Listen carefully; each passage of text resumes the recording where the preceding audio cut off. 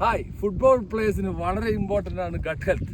Gut health നല്ലതാണെങ്കിൽ തീർച്ചയായിട്ടും നല്ല പെർഫോമൻസ് ആയിരിക്കും. നമ്മുടെ ബ്രെയിനാണ് നമ്മുടെ ബോഡിയുടെ എൻ്റയർ പാർട്സും കൺട്രോൾ ചെയ്യുന്നത്. എന്നാൽ നമ്മുടെ സെക്കൻഡ് ബ്രെയിൻ എന്ന് പറഞ്ഞാൽ നമ്മുടെ ഗട്ടാണ്.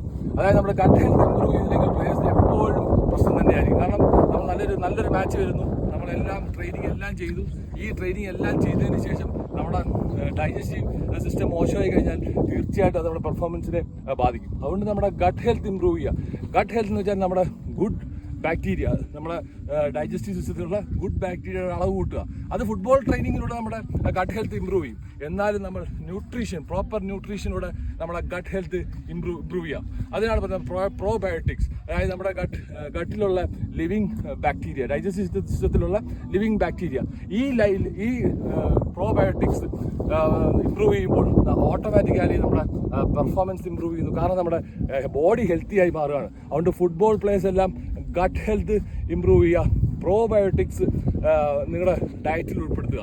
തീർച്ചയായിട്ടും നമുക്ക് സിമ്പിൾ പ്രോബയോട്ടിക്സ് നമുക്ക് തൈര് കഴിച്ചാൽ തീർച്ചയായിട്ടും നല്ല ഗട്ട് ഹെൽത്ത് ആവും. അപ്പോൾ എല്ലാ പ്ലേയേഴ്സും തീർച്ചയായിട്ടും ഗട്ട് ഹെൽത്ത് ഇമ്പ്രൂവ് ചെയ്ത് നിങ്ങളുടെ പെർഫോമൻസ് നന്നാക്കുക. ഫുട്ബോൾ ഇനിയും വ്യത്യസ്തമായ വീഡിയോ കാണാം. It is bye from Manish Sashi. Thank U.